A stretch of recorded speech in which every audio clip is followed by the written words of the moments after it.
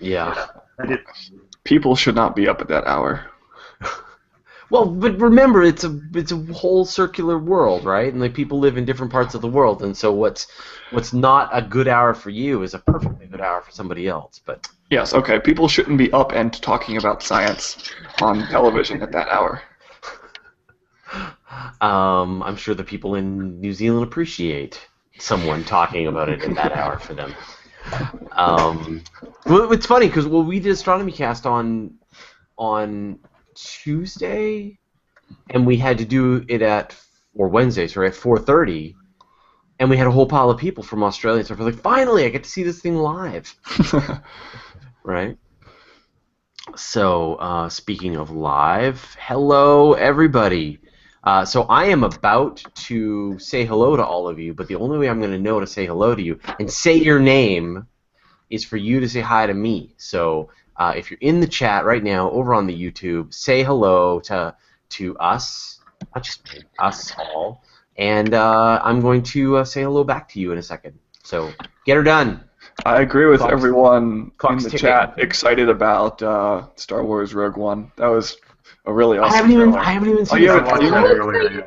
Oh, it was such a good trailer. Oh, should I just wait and watch it right now? Okay, I'll watch it after. Somebody remind me. A live reaction video. Live reaction video, yeah. Fraser reacts to Rogue One. Perfect. That can be the little extra this week. But I will try, Thomas. We're going to have Star Wars every year now.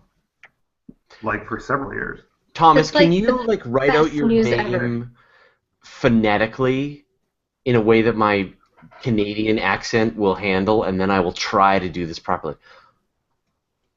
Whatever the A with a little circle on top of it is it? Tom Cobb, it's okay to like Star Trek and Star Wars. Yeah. I'm in your life for both of them. Yeah. I'm more of a Star Trek fan too. Good Star Trek, but there's so much mediocre Star Trek. Yeah.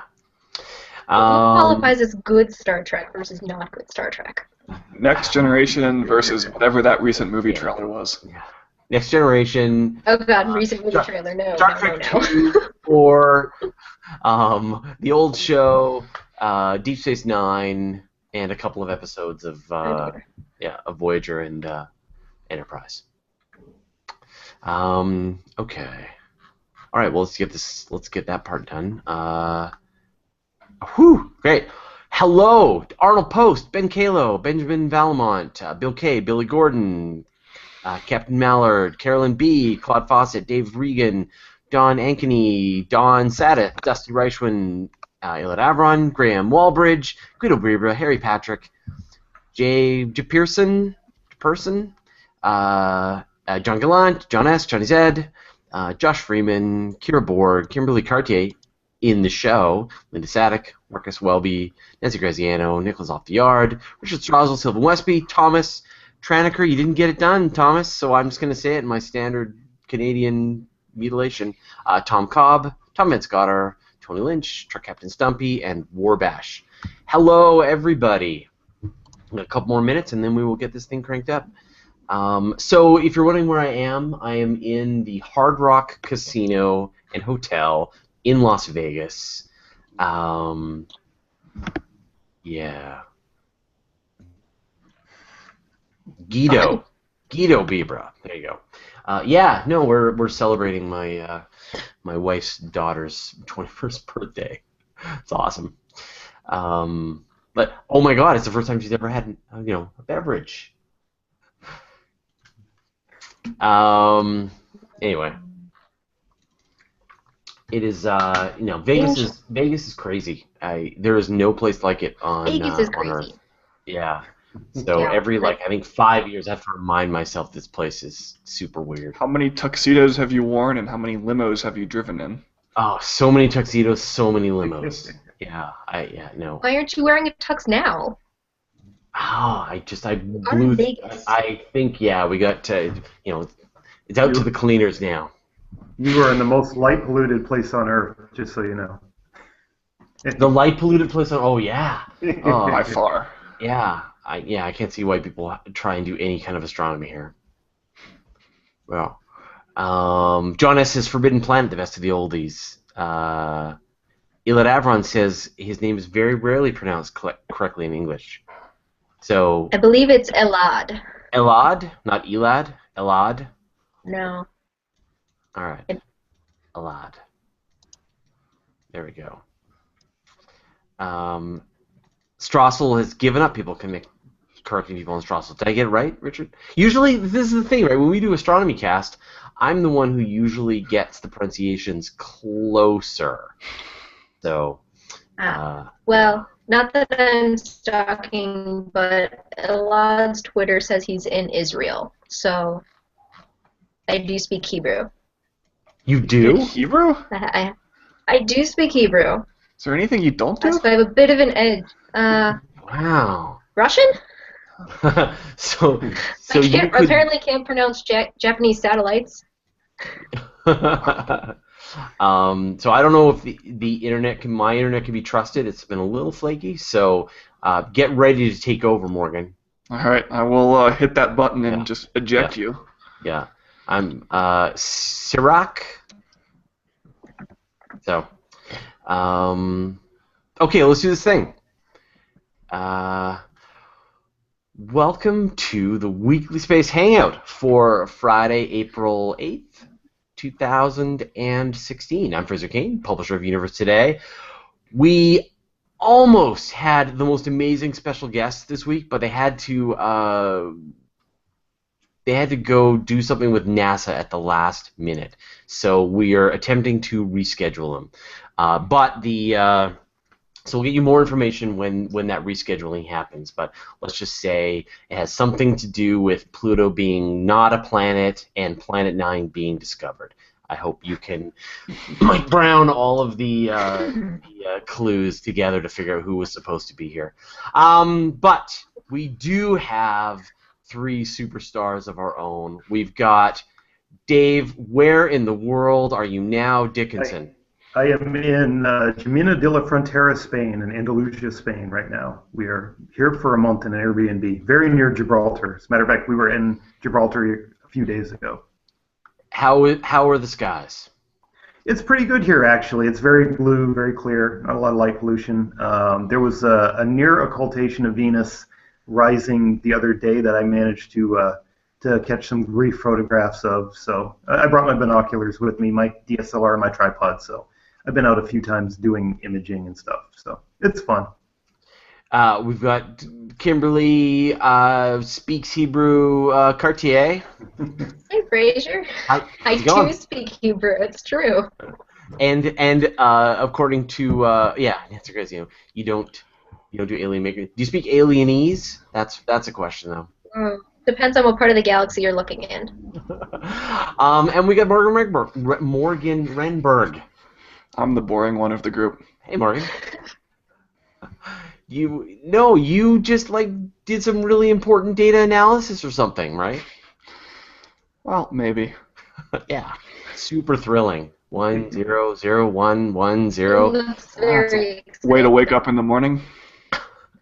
So no, this is the first show that we've done in 2 weeks because I was away last week on vacation last week with the kids, and now I'm sort of on vacation again, but I've got internet, so there's no internet on the cruise ship last week. You weren't willing to pay $100 a minute to. I wasn't willing to. No, I wasn't willing to do it. I'm sorry. I love all of you people, but that's just too much. Dedication. Yeah. Whatever. So anyway, we've got 2 weeks worth of news to pull from. So we got lots of good stories. No special guest, but it's going to be still an action-packed show. So I think let's start with sort of what I think was really the biggest piece of news that did happen in the last 2 weeks, and we didn't get a chance to cover it. And this was that something smacked into Jupiter. David, what happened? Yeah, it was, matter of fact, that was the weekend right after the last Space Hangout that happened. It was, I believe, an Austrian amateur astronomer was reviewing one of his videos. And if you look at the video, too, it was something like what we used to do on the virtual star party, where it was just, nothing really spectacular, kind of a little blobby, kind of a little hazy view of Jupiter. But he noticed a flash on the limb of the planet, and he sent out on the message boards and over the internet and social media, the people look at this video, what do people think this is? And this sent a lot of amateurs scrambling to look at their video, because he gave what you would do is like you gave the right time in universal time, so that was imaging Jupiter, certain time, universal time. And there was a confirming image, I believe, from an Irish amateur astronomer that was looking at the same time. And he had the same kind of view as well. So this really kind of sparked some interest that, hey, this actually looks like something hit Jupiter. Bob King did write an article on Universe Today on it. And it was interesting. The first thing you want to do is like, well, Jupiter rotates about every, I believe it's 10 hours, 10.9 hours. It's a very fast spin, so you can kind of figure out, based on his time, what longitude that impact might have been. No one recovered any kind of impact scars like we saw with Comet Shoemaker-Levy 9, so they think it's a pretty small impactor, but it was interesting that he did catch that flash. And Anthony Wesley, another pretty accomplished amateur from Australia that does a lot of planetary imaging, back in 2009, he caught, I believe he's caught 2 impacts on Jupiter. So we're starting to find out the... Oh, Morgan, you had a comment. Yeah, well, I just want to sort of point out the fact here that with the exception of Comet Shoemaker-Levy 9, every single impact we've ever seen on Jupiter has been spotted by an amateur astronomer. And this is a really important thing for us to observe, because it helps us understand the frequency with which stuff is flying through the solar system and smacking into the planets. And if we didn't have amateur astronomers to do this, we would know almost nothing about these events. And they're so good at spotting them and so rapid at disseminating this information that there's almost always time for professional telescopes to then turn around and look at them before these spots fade. Did Hubble get a chance to observe and take some better? Like, did they get some bigger pictures? Not that I've heard, but it's. I think Morgan was already saying, as my internet dropped me out, is we're starting to find out these are a little more common, because Shoemaker-Levy 9. Remember back in the baby days of the internet, back in 1994, where we were trying to download pictures of these impacts. That was the first. But now we've seen like one every decade or so, now that amateurs are looking at Jupiter almost 24/7. And Jupiter's near opposition right now, so a lot of people are observing right now. Yeah. And so, I mean, you're exactly right, though. There's such a great, tight-knit community of amateur astronomers that if someone does see something funny, they can turn around and say, anyone else who's been observing during this time, can you confirm? And it's just like it's real science at this point. So it could have in theory happened during the virtual star party back in the day. when supernova and all. That's awesome. Still, and I guess hopefully we'll get maybe some of the other observatories will get a chance to take a look at it and give us some deeper observations and help. I mean, these are a great opportunity, aren't they, Morgan? When these things smack into Jupiter, they give us a sense of what's under the clouds. They can be if the impact is large enough, and we learned a lot, especially from Comet Shoemaker-Levy 9 back in 1994, about the vertical structure, the density of Jupiter's atmosphere, because the size of the explosion, the rate at which it penetrates in, all of these things tell us things about the atmosphere that otherwise we'd have to spend $1 billion to crash a probe into Jupiter to find out that same kind of information. Yeah, fantastic. Okay, so let's talk about the other big story, which is I guess Blue Origin's Take 3. Morgan. So we've been tracking now for the last year or so attempts by private companies to launch and then land reusable spacecraft back on the Earth, or reusable rockets back on the Earth. And SpaceX was the early leader in this, but Blue Origin has taken a somewhat different approach in which they're launching a smaller rocket to a lower altitude, but they're aiming to prove that they can do it over and over and over again reliably. And so in the past week, they successfully landed the same rocket for the 3rd time after having boosted it up to the 100-kilometer international line to space, jettisoned a capsule, which also successfully landed adjacent to the launch pad, and then returned the rocket for a perfect touchdown onto the pad. Is that a first, then? Like, with when you think about Spaceship One, it was used twice within 2 weeks. But has any reusable vehicle gone 3 times? The only reusable vehicle that's ever gone 3 times would have been the space shuttle, but it required a whole different level of repair in between missions. And sort of what Blue Origin is doing here was always the vision of the space shuttle, which is that it would be a shuttle that goes bounces back and forth from space to Earth, but it never panned out. But they've said that it required very little maintenance in between launches in order to refurbish it in time for the next one, a very small fraction of the overall cost of the rocket. And that's the goal, is that, sure, it's probably not like your car where you can just turn it on again and off you go, but as long as it's substantially cheaper to rebuild the pieces that need to be rebuilt and doesn't substantially lower the reliability of the rocket, then you're talking about a huge cost savings, and that's what Blue Origin is really demonstrating here. Yeah, I mean, I think that I recall even Elon Musk was saying, like, the cost of a rocket, just the fuel alone, even to get up to orbit, is in the order of hundreds of thousands of dollars of fuel.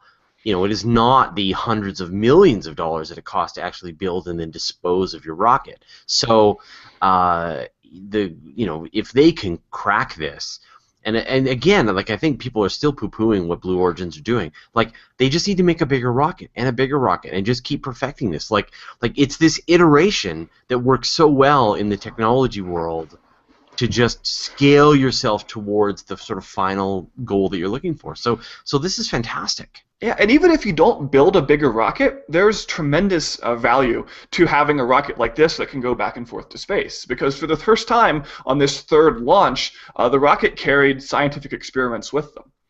And people might not know, but a lot of testing of scientific instruments and specific targeted scientific investigations are carried out on what are called sounding rockets. And these are rockets that cost about $1 million and fly up into space for 5 minutes and then fall back down to the Earth, where they crash, and then the instruments are hopefully retrieved and they can be reused. But the rocket's not reused. And to have even a small payload capability on a relatively low altitude rocket like the Shepard rocket, and be able to use it over and over again at a cost of $100,000 or $200,000 instead of $1 million. Well, for institutions like universities and government labs, that would be an enormous cost saving for this basic research that is done to test the instruments that then get put up on space observatories and things like that. Yeah, it's phenomenal. So congratulations, Blue Origins, and we look forward to number 4 and number 5, and just keep going, and then look forward to, when. I mean, I guess what I would really like to know is, when do they start to see some degradation of the rocket? As you said, I mean, there's tremendous heat and vibrations that are going on, and the rocket is really, under a lot of load and strain. And so, where is this thing going to break and crack, and where do they need to make improvements and reinforcements, or even what are parts that they can slim down that they thought they needed to be really beefy, but in fact didn't need to, and they can save some weight there. So this is absolutely perfect and the right way to do it. Absolutely. Yeah, amazing. All right, Kimberly, let's talk about a new way for finding planets. Yeah, so a very exciting thing, especially for all of us here at Penn State. Something that was announced last week was that the Penn State instrument building team in our astronomy department was selected by NASA to build the newest ground-based planet-finding spectrograph. This was something that we've been in competition for, actually, for about the past year or so. NASA put out a call about a year ago for proposals and said, all of you astronomy instrument building teams, we will give you $10 million if you will design and build for us a very stable, very reliable planet-finding spectrograph that can detect planets in the habitable zones around sun-like stars. And about a dozen or so instrument teams from around the U.S.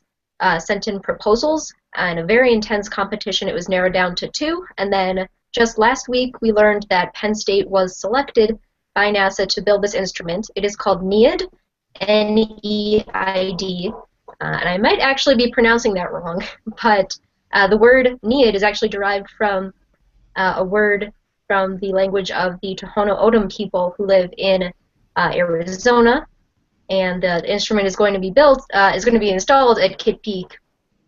And so we the name of the instrument is from a word in the native language of those people in order to honor that partnership between NASA and the native people of the land.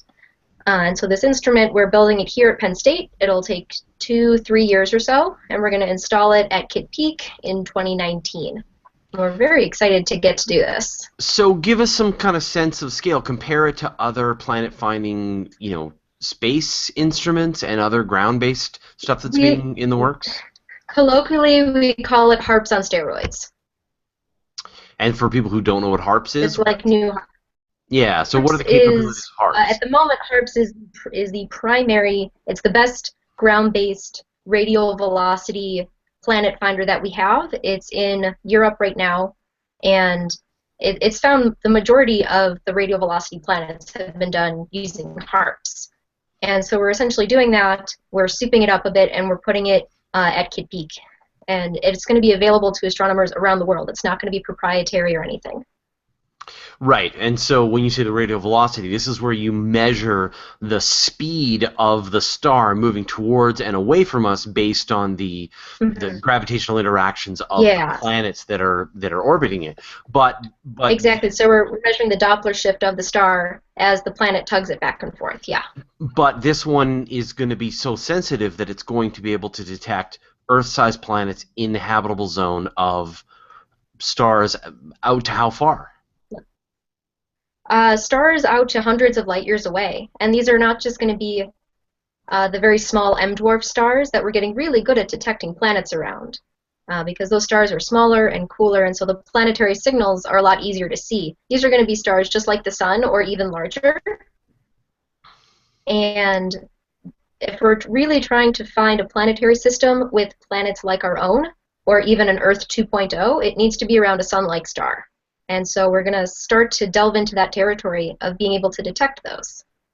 And I guess one of the advantages of this technique, and with HARPS especially, similarly, is that with the ones like Kepler, you're detecting when that planet moves directly in front of the disk of the star, and it occults it, and then you get a chance to sort of see the planets there. But if the planet is a little above or a little below the star, right, you can't detect it at all. But with the radial velocity technique, even if it's not directly lined up, you can still get at the fact that those planets are there.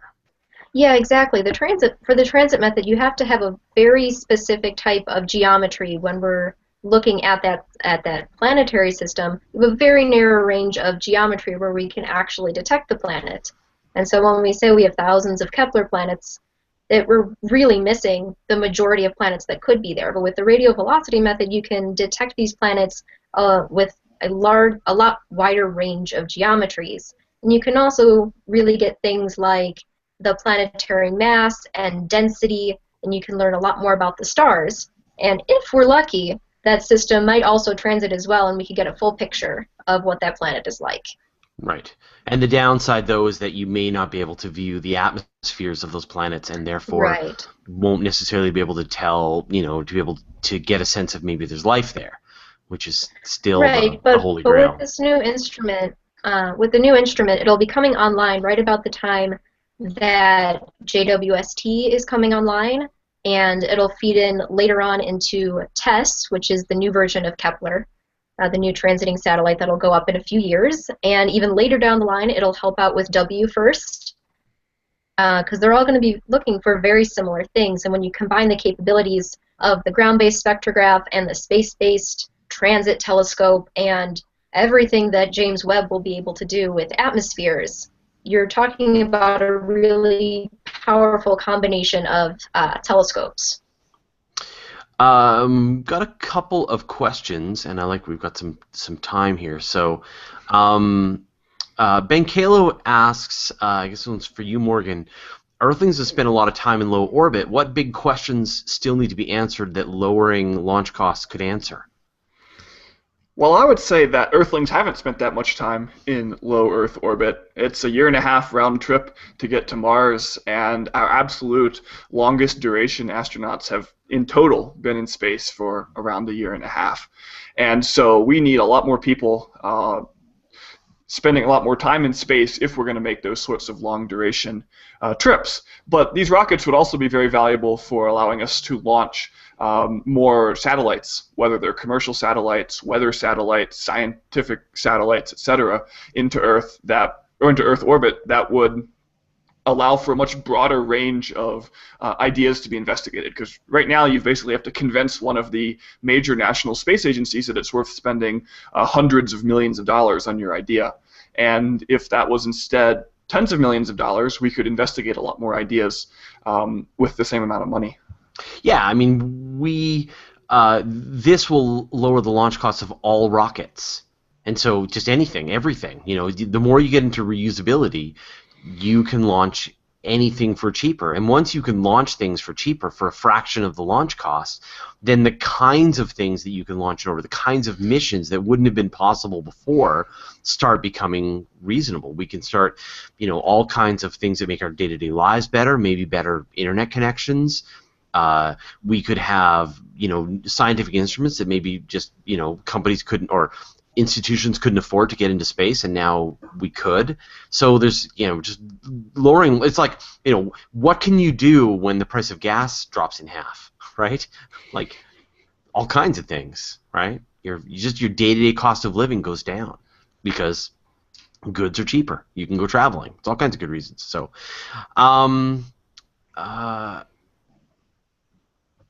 what was the question? Oh, right. So, I can't even pronounce it. Someone asks, Kimberly, what is the chance to have a solar system that's aligned perfectly for the transit versus the rate of velocity? So what? Do you understand what we're asking here? Yeah. For transits, it's very, very small. You have to have, if you think of the star itself as a perfect circle, which may or may not be correct, but if you think of that, you have a line drawn through the middle, and you have to have the planet crossing somewhere in front of that disk. And the more of that star that the planet crosses, the more likely we are to see it. And given that we're looking at sort of the projection of the planet onto the star, you only have about a few angles. Maybe you have the middle plus or minus like 2 degrees where you can actually see that transit. So it's very, very small. So if we're talking 180 from top to bottom, you can only see maybe 5 degrees. That's a very, very small percentage of planets that exist that actually do transit where we can see. For radial velocity, since we're looking at more of the indirect effects, you can have planets that don't transit at all, that are outside of that very small degree window, but you can still detect the gravitational tug from that planet in the star spectrum. So it's still, you can still see the indirect effects on the spectrum where you can't see the transit at all. Right. I don't know if Paul, that answers the question. Yeah, Paul from astronomyandj.com says, careful, going straight up 60 miles is one thing, attaining 17,500 miles per hour to orbit the Earth is something else. Absolutely. But the point is that as long as you can incrementally move towards it, as long as you're constantly improving, who knows how far they're going to get. It is utterly in their plans to build an orbital capable rocket that's reusable. And we've seen SpaceX launch payloads into orbit and then successfully land back on the landing pad. Now, they haven't attempted to relaunch that same vehicle, but they've shown that they have the capability to go into Earth orbit and still return the rocket successfully back to Earth. And so this isn't a huge leap to have to make. Yeah, and so it doesn't break the laws of physics. And so it's just a matter of starting and learning and iterating. And as long as they do those things, they will get there. So there was a very minor Musk Bezos Twitter war about the differences of trying to land. That was kind of funny to watch. Yeah. And so it's just like every time they get up at bat, and they're constantly learning and iterating, that's what you want to see. That tells you that they are figuring their way towards this solution. Anyone that tries to just kind of engineer the final machine in one fell swoop, those are the things that fail. That was the space shuttle, right? The space shuttle was supposed to do that, and they didn't kind of iterate their way towards it to find out if it was going to work or not. They just built the machine, and it turns out, after a while they realized this wasn't going to happen. So much of it got thrown away. All right, let's move on to the next I would like to talk about a bunch of occultations that are coming up, Dave. Yeah, actually, one is coming up right about right now. Only thing is, you'd have to be in Hawaii to see it. Is the moon just past the I moon? could go on another vacation. It is kind of odd that it doesn't usually occult the asteroid 4 Vista that Dawn recently visited a few years ago, but there is an occultation tonight. I don't know of anybody in Hawaii. I know a few amateurs there if they're going to see it, but one that more people are going to see that we're kind of in a cycle of right now is the moon is going to occult the bright star Aldebaran in the Hyades. Actually, not a member of the Hyades, but in that same direction on Sunday night. The moon's going to be about 3 days old, 22% illuminated waxing crescent, and this is going to be favorable for North America and Canada, especially along the East Coast, right about at sunset. And I've seen Aldebaran actually in the daytime near the moon. If you have binoculars and you know exactly where to look, and you have a pretty clear blue sky, deep blue, good contrast sky, you are actually able to see this kind of occultation before sunset. So if you live west of that line that's in the article where we have the footprint, Newfoundland would actually be the best place, assuming that it's clear there. The moon can actually occult 4 bright stars along its path. Its orbit is tilted 5.1 degrees to the ecliptic, and there are 4 bright stars in the current epoch that are along that line is Aldebaran, Regulus, Antares, and Spica. Until about 2,000 years ago, the moon could actually occult Pollux too, but the precession of the equinoxes and the complexity of the orbit has hauled it away from that. So right now, Aldebaran is the most common star, bright star that it does occult, and it's going to occult all the fainter stars as it goes through the Hyades. So I expect to see some videos and some images come out. These are kind of neat to watch. It's a kind of similar thing like New Horizons when it flew behind Pluto and its moon, that it actually did the radio occultation experiment. We see these sorts of things. And Sophia actually observed Pluto. There was a bright star occultation right before New Horizons flew by for detecting its atmosphere. You see the changes in the light, and you can kind of get some of the characteristics there. It's interesting if you're along the graze line of an occultation when it passes the limb of the moon, because I've seen these videos on YouTube. You actually have to journey and figure out where the graze line is going to be, where the star is just going to nick the edge. But it's kind of neat because the star will wink out as it goes through the valleys, and so you'll see it like disappear, appear, disappear. I've never been quite on the graze line for an occultation like that before, but that would be kind of nifty to see. I've seen several occultations of Aldebaran and other bright stars. Antares, there was one in, I think it was 2008, I got from my backyard in Florida, put it up on YouTube there back in the early days of social media. That was kind of fun. So yeah, I mean, these occultations are signs. Like, you're doing some signs here when you're observing an occultation, and astronomers have made some of their bigger discoveries about the atmospheres of other objects in the solar system purely by these occultations. They've discovered rings around asteroids. They've discovered moons around asteroids. It's these occultations that help sort of tease that out. So, if you're an amateur astronomer and you want to sort of follow in that legacy, go observe some occultations. And they've seen on lunar occultations where there's been very close double stars that can't be resolved apart, but they've actually managed to see them. What you're seeing is the moon actually, you're seeing the motion of the moon as it goes over the stars, primarily what's winking it out. But they've seen these stars kind of wink out in a 2-step fashion, and they've actually discovered some stars were actually double because of those lunar occultations. So it does happen. Aldebaran, I don't believe, is a known double. It's pretty well studied, but some of the fainter stars, when there's occultations, that's actually occurred before. So I got a question for you, Kimberly. This comes from Tori Gadwa. For transits, do you pick up debris or belts in other systems like Kuiper asteroid belt or the Oort cloud? Definitely we do, and that's something that we have to understand for sure. And essentially anything looking out through the solar system has a chance of picking up anything that's in the solar system, especially like the Kuiper belt or the Oort cloud, though we haven't actually ever gotten a direct observation of anything in the Oort cloud itself. Certainly comets that have come from the Oort cloud, but things out in the Oort cloud and in the edge of the Kuiper belt are so faint. But haven't astronomers, I mean, I know astronomers have detected like debris clouds, ice belts and things in other systems entirely, like whole other solar systems, and ones that dwarf our imagination, right? Like, they've Oh yeah, we've seen a definitely Kuiper belt. detected those debris clouds. We've seen Kuiper belts in other systems. We've seen rings around other planets once or twice, which is very exciting. Yeah, we can definitely see debris around other stars, whether it's right as the planetary system is forming or sometimes remnants left over after planetary formation. Yeah, we've definitely seen that before, and Kepler has seen quite a lot of that. Yeah. Okay, so let's Or let's. they're alien megastructures. I'm, I, I didn't bring it up. Um, I know. Morgan, you talked about Blue Origins. Do we have a This Week in Musk?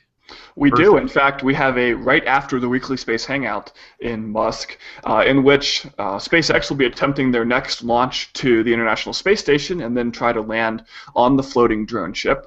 But more interesting maybe than this launch is what they're actually delivering to the space station. And one of the things they're delivering is an inflatable module from a company called Bigelow Aerospace.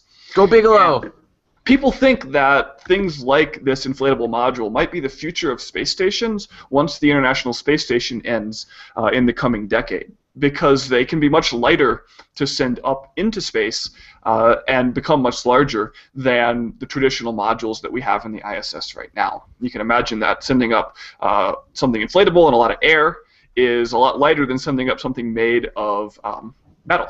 And so if private companies or other nations want to build on their own space stations in the future, this might be a much more cost-effective way of doing so. And they plan to test that theory out with this module for the space station. Yeah, this is really exciting. I think, we've been reporting on Bigelow Aerospace's plans for this, I think, for as long as I've been doing this job. And so, 16 years, right? 17 years.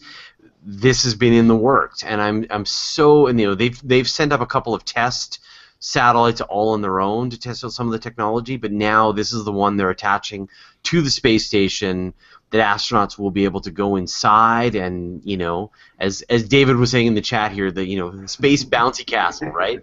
They'll be able to kind of go into this inflatable habitat and move around. And there's a ton of advantages to having something that is inflatable, because you can have a much smaller compressed size when you take it up there, and then you can inflate the thing and it can be much larger and give you some space. And I think that's going to really matter for the sort of peace in mind of the astronomers and being able to sort of just have more places for people to be. So. And then this has, if it works in the vacuum of low Earth orbit, then it'll work on the low gravity of the moon, or the HAB on Mars that Mark Watney was in. So I think we're going to see this concept tested out again and again and again. So I think this is a really, really important first step. So let's hope this spacecraft is a complete success. It's funny though how, don't forget, they still haven't really stuck the landing on the drone ship yet. So no, they said they were quite optimistic that they would stick it this time. I think weather conditions are better, or anticipated to be better. And this is, we talk about, well, is what SpaceX is doing more or less challenging than what Blue Origin is doing, and trying to land on the water as opposed to just trying to land on land after going to orbit is even a step farther. And so if they can stick this, they will have done the hardest thing. And that will be a large feather in their cap when it eventually happens. Yeah, exactly. Take that, Blue Origins, and then the battle will continue. I'd like to mention, too, if anybody has International Space Station passes, which I know the UK and Ireland does tonight, you should be able to see Dragon and probably the Falcon S2 chasing it about 20 minutes after launch tonight. I've been talking to some of the UK amateurs, and they're all gearing up to try to catch this, because it's kind of interesting to see this right after. It's like during the shuttle program, they used to see the shuttle with the external tank come over after launch over UK. It's kind of nifty if the viewing geometry is just right. I love those pictures, right, where people on the ground are taking pictures of Thierry Legault and some of those people that are just phenomenal satellite hunters, and they get pictures. You can see this little space station and this little space shuttle approaching it or docking with it, and it's like, take that, conspiracy theorists. Like, if you want to see the docking happen, just go outside with a telescope and look up, and you'll see it. So, yeah, phenomenal. All right. Let us move on. David. Oh, no, Kimberly. So let's talk about the Venus orbiter. Now, I know Morgan reported on this a couple of months back, but it's a bit of an update, right? Right. So a couple months ago, Morgan was telling us about the Japanese Venus orbiter called Akatsuki, if I pronounced that correctly. And it was a bit of an interesting story. Japan launched this Venus orbiter, and it had engine view enter the Venus orbit that it originally wanted, and Japan's engineers were very cleverly able to fire the engines and reposition the satellite into a new orbit, and it was all very successful. We were very excited that they were able to save this Venus orbiter, since we haven't been to Venus in quite some time. And just last week, they were able to confirm that all of the instruments are indeed working as expected, and they were able to meet their minimum science requirements. Like, they were able to confirm that their instruments work enough to get to minimum science requirements, and they have a plan to improve the orbit that they are on so that they can actually make their desired science goals as well. So that's an incredibly optimistic thing, and I think that all of Japan's engineers should be given a pat on the back for being able to recover this instrument. Now, Akatsuki was originally designed to study the atmosphere and better trying to understand how it just became so inhospitable to life and have this incredible greenhouse effect that we don't see on Earth, and it's trying to understand that. And I think that with their new improvements to the orbit and their confirmation that all of the instruments work as planned, they hopefully will get a better understanding as to how exactly Venus evolved to what it is now. Morgan, speaking of Japanese spacecraft recovered after an almost failure. Yeah, they've had a bad couple of weeks here. Last week, JAXA, the Japanese Space Agency, launched the Hitomi X-ray Observatory. And this is a space observatory designed to study things like the disks around black holes and the explosions from merging neutron stars. And the launch seemed to go off without a hitch, and the spacecraft entered its correct orbit. It unfolded its solar panels, and it began performing instrument, basically, startup. And then all of a sudden, they lost contact with it. And a few hours later, U.S. Space Command reported seeing not one, but 5 objects in the location that Hitomi was supposed to be, and they later even upgraded that to 10 objects. And this was a pretty clear signal that the spacecraft had, at least in part, broken apart. Now, I say in part because they received radio contact from the spacecraft on at least 4 separate occasions since the breakup was reported.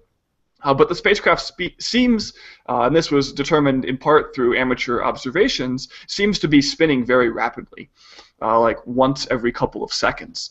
And this suggests that there was some large failure that resulted in either a jet firing or a bunch of gas bursting out and spinning the spacecraft.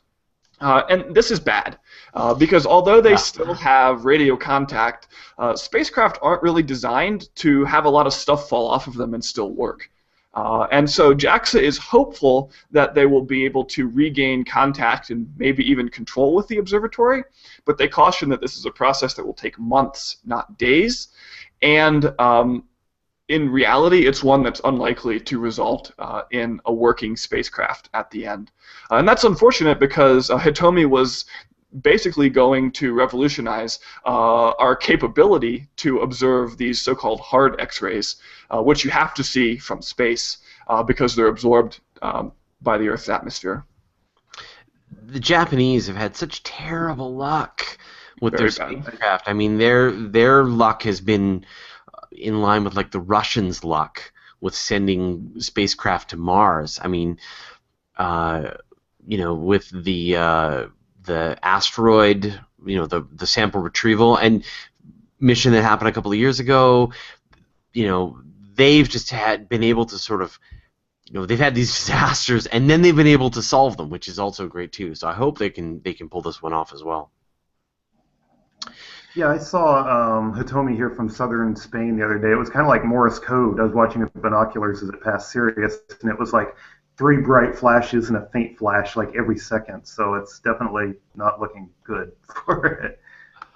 That's amazing. All right, so Dave, you got a story about the Navy teaching people how to navigate by the stars again.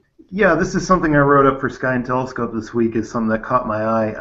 The Navy is actually bringing back celestial navigation training for its officers, and it's interesting that I didn't realize they had ever stopped doing this or they'd ever really cared about doing this, but they had been doing celestial navigation training up until about 2000, and it was seen as really kind of something that was more of a lost art and kind of unnecessary because of the advent of GPS systems that they use to navigate. However, there's been a concern that maybe, during a war, maybe an adversary might want to try to blind our satellites first as a strike, or maybe even something like what was maybe depicted in Gravity, where there's an ablation cascade that destroys satellites. I mean, it was maybe a little over the top how they depicted it in Gravity, but it's a real threat, that we could lose our navigational eyes. So they have decided to bring back at the Navy Academy the 2017 class is the first class that's going to be trained in celestial navigation theory, actually using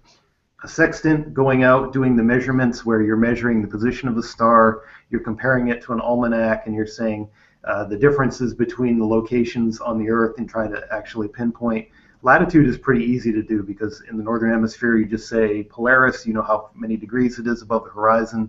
You have an idea of what your latitude north to south is right there. Longitude is a little trickier to calculate by hand, and that you need to know like one location, like the Greenwich Observatory. The United States the Navy has its own observatory, United States Naval Observatory in Washington, D.C.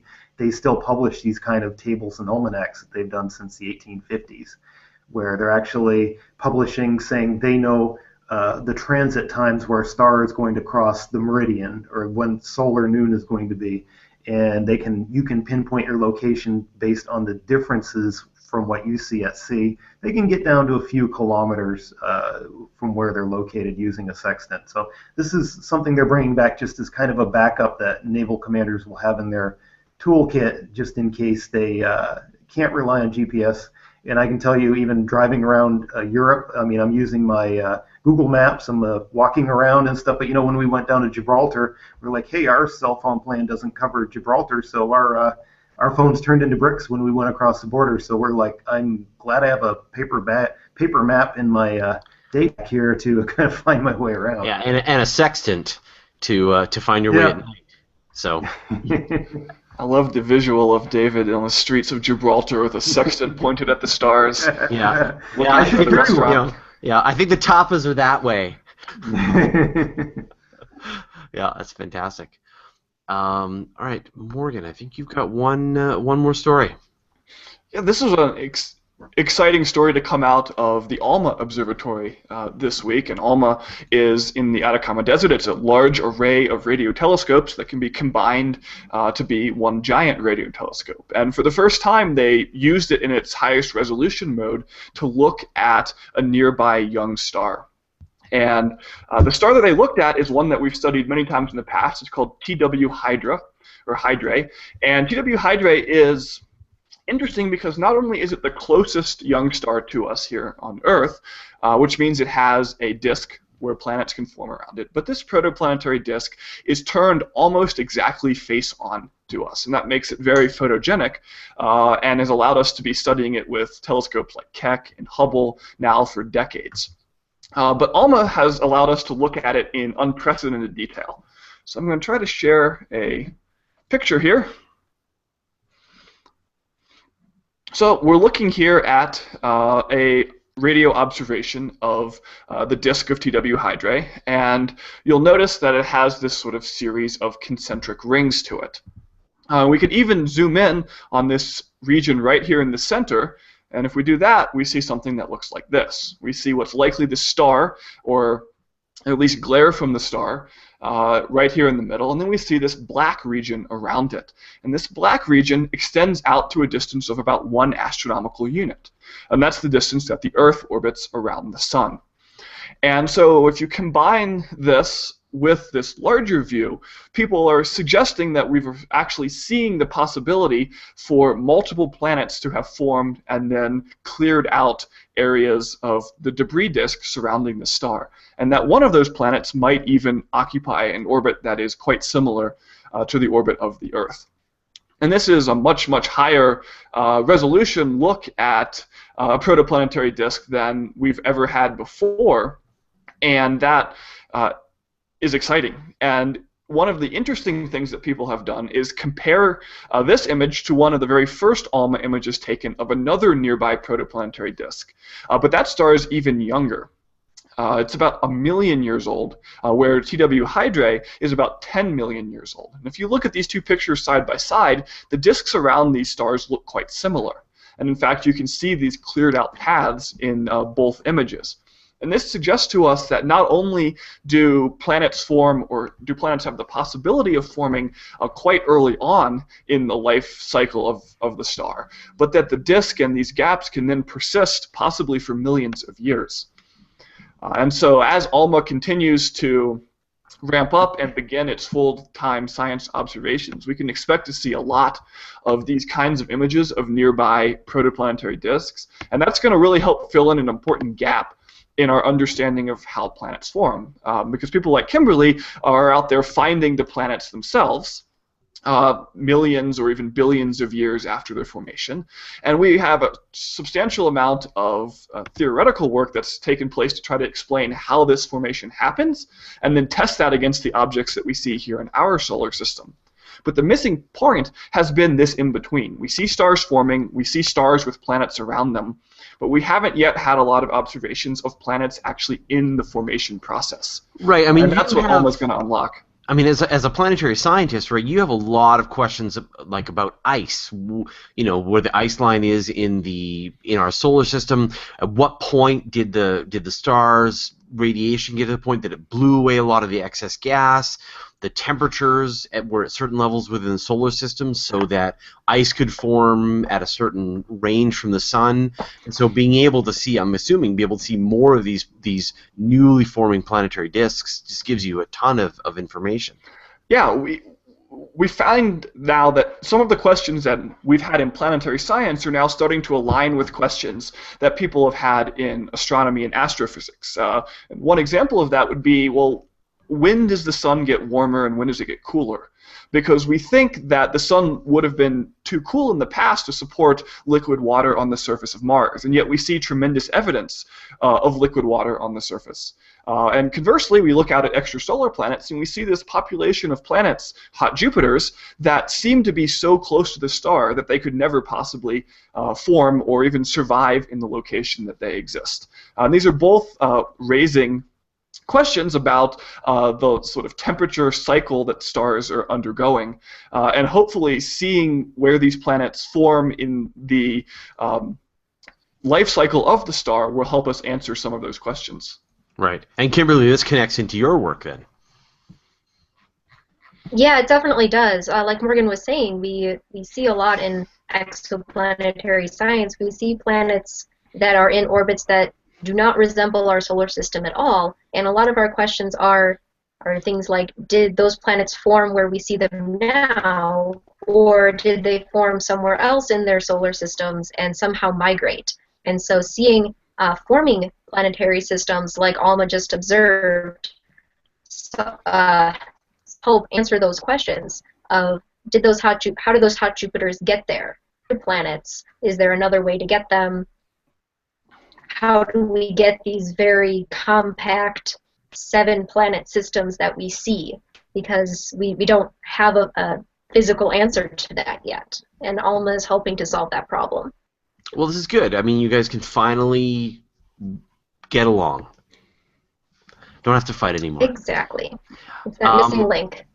The missing link. So I've seen in the chat a couple of questions, people wondering about what we're doing for the 2017 eclipse. And if you haven't already, there's going to be a total solar eclipse in 2017 that's going to start in like eastern Oregon and move all the way across through Wyoming and all the way down to Nashville.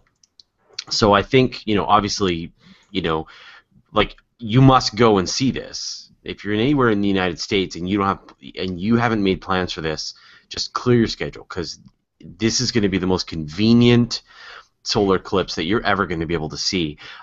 Where am I going to be? Pamela is going to be hosting in her hometown of, St. Louis, Edwardsville. Is going to be hosting. We're going to try and do some events there, and so we're still kind of putting our plans together right now. We'll try and sort of find some blocks of hotels and try and, depending on how many people want to sort of show up and do this with us, we'll try and organize more and more things. I have a feeling this is going to get out of our hands. But yeah, and so it should be a pretty well-positioned place to do it. She actually lives just a few miles away from where the totality is going to cross, so it's sort of a really great spot. And so that's what we're going to do. So if you're looking for something to do, sort of keep your eyes open for that, and we will try and give you more information as we figure this out. So that's climate-wise, going west in late August in the afternoon probably is going to be the best bet, is what I've heard from a lot of the hardcore eclipse chasers. Yeah. Going to like Jackson Hole, Wyoming, and Oregon and Idaho. Now it could still be cloudy there, but the best bet climatologically is out west. Like South Carolina and eastward, it's probably that time of year. It's probably going to be thunderstorms. Yeah, I mean, I think from where I live, Eastern Oregon is probably the safest. It's the closest and the safest bet. But I think to sort of be part of the community. But I think we can see what the weather's going to do, and then hop in our cars and drive. Either way, up or down. It might be good to be mobile that day, if you have to be. Yeah, and then sort of try and interact with where the clear spots are. So, cool. You're going to be back in the country for that, David, right? Yeah, I've almost got a guarantee I'm probably going to have to be back because my passport's going to be expired by then. Right. Yeah. So number 4. But I mean, just like in general, I think we would love to do more and more get-togethers with everybody in the community, and it's just a matter of like, we're all super busy and we all got a lot of stuff that we're organizing. So this is one of those things, community. If you want to hang out with us, we'd love to hang with you. Just make it so that we don't have to think about it and organize it and take responsibility for it. And we'll show up. And there's another eclipse over the U.S. crisscrossing it in 2024. Matter of fact, Pamela is very near the crossover point right there. Southern Illinois is going to get 2 total solar eclipses in the span of 7 years. That's great. So lucky. So I just want to remind everybody and thank everybody at the WSH Crew, the Weekly Space Hangout Crew. This is the community that is sort of really acts as the executive producers for this show and interacts with us and interacts with each other. And if you really want to be a part in this show getting made, I highly recommend you go and search up the WSH Crew and join the community in all of its many forms and flavors now. They're spreading to other communities on the internet. There's great, just a great group of people, and I really want to thank them, especially Nancy, who booked today's guests, and unfortunately they had to sort of pull out at the last minute, but we'll have them back, I hope, and has really booked all of our guests from now until we go on our summer hiatus. So we've got some amazing guests coming up between now and the end of June. So big thanks to Nancy and crew. Cool. So one thing, Morgan reminded me that if you are listening to this as a podcast, you're listening to this on iTunes, take a second and give us a review on iTunes. In fact, if you don't even use iTunes, you just watch this on YouTube, stop what you're doing, go to the to iTunes and give us a rating. So that would be great. It really means a lot, and it helps us get found on iTunes and more people to find what we're doing with the Weekly Space Hangout. So that means a lot. All right, let's wrap this up. Dave Dickinson, where do people find out more? Yes, this week I was active on Universe Today, Sky and Telescope, my own site, AstroGuides. As a matter of fact, I have the first chapter up from a new sci-fi story that I have on Amazon. Peak Season is on AstroGuides for free. The first chapter is up there, and you can find it on Amazon under author David Dickinson. A few years ago, I challenged myself to try to write a eclipse-based science fiction story, and I came up with about 6 or 7 stories, I think, now and counting, from what started as one story. So they're all up there. So read my stories. Fantastic. Kimberly, where do people find out more? People can follow me on the Twitter at AstroKimCartier.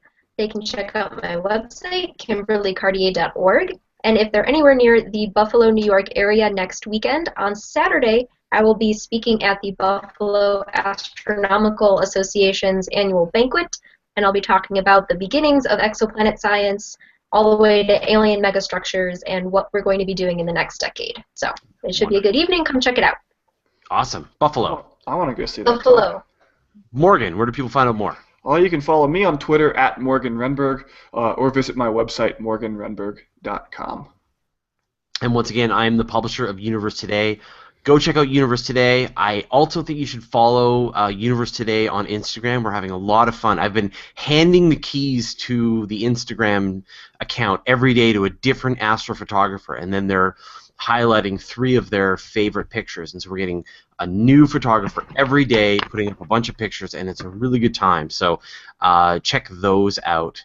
And if you haven't already, go to I know I don't normally push this, but I have a Patreon campaign too, patreon.com/universetoday.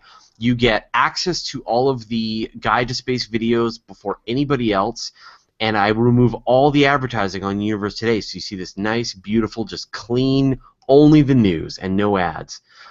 So it's very inexpensive, and it's a way to support what we're doing. It's a way to show that space news is important enough to you that you'd rather support it directly than me have to rely on advertising. Because I hate advertising as much as you do, but that's what pays Dave's salary. So how can we not? We have to. If we want articles from David, we need to have advertising. Unless more of you sign up for Patreon. So if you can take it. If you want to be a part of this and support it, go to patreon.com/universetoday. All right, well, thanks everybody for joining us this week. Thanks to the Hard Rock Cafe for providing this internet, the Hard Rock Hotel for providing this internet that survived stably. I'm really impressed. I was expecting it to just go offline. So thanks everyone for watching, and we'll see you all next week. No more holidays. See you later.